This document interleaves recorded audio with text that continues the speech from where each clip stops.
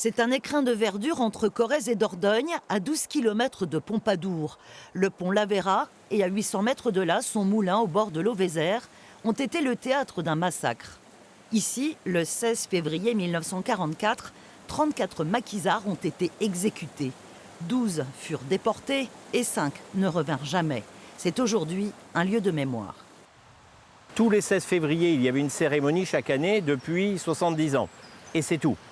Et donc on s'est dit dans les années 2000 qu'il fallait faire plus sans doute pour rendre hommage à ces jeunes. Bien sûr qu'il y avait la cérémonie du 16 février, mais créer une exposition avec des photos, avec des actes de décès ou de naissance et avec quelques éléments, ça permet de leur rendre hommage à la hauteur de l'engagement qu'ils ont eu et de la souffrance qu'ils ont eue sur ce site.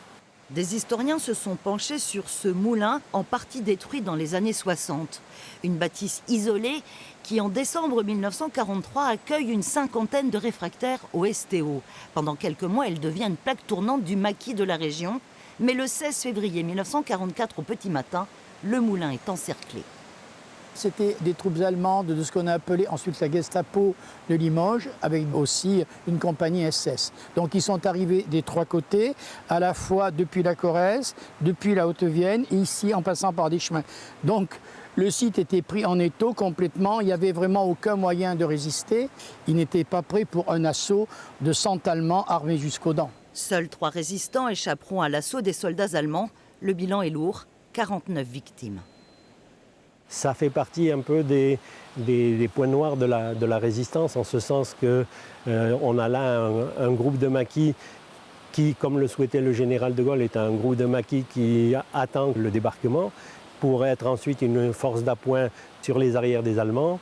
Et donc ce maquis-là était vulnérable de par le choix du site. Et c'est en ce sens-là que ça a marqué l'histoire du département. Les maquisards ont-ils été infiltrés ou trahis après l'exécution d'une religieuse dans le secteur? Parmi les hypothèses avancées, la thèse d'une dénonciation par le propriétaire du moulin, un médecin limougeaud. C'est assez rare qu'on le dise, mais j'ai eu des témoignages très précis là-dessus. Il y a eu des tentatives pour le récupérer et pour l'exécuter quand il était à Ségur-le-Château avec sa famille juste après la guerre. Ce sont des gens de l'AS Violette qui sont allés à Ségur, ils sont allés à 2 ou 3, mais là aussi, le médecin a été prévenu. Il s'est enfui, mais ils y étaient allés vraiment pour lui faire la peau. Il est mort ensuite en Argentine, à l'hôpital allemand de Buenos Aires. Ce chemin de la mémoire permet aujourd'hui de comprendre le contexte de ces années de combat jusqu'à la victoire. Et la brigade RAC va partir de Dordogne, va libérer Périgueux, va libérer ensuite Angoulême, la Charente, va libérer la Charente-Maritime, l'île de Ré et l'île d'Oléron. Et donc il est important que les gens puissent savoir que des petits maquisards, des gens du coin, ont eu des aventures qui dépassent largement le cadre local et qui s'inscrivent parfaitement dans l'histoire nationale. Le site du moulin du Pont-Lavera, aménagé depuis 2009, permet à tous ceux qui le souhaitent de se souvenir.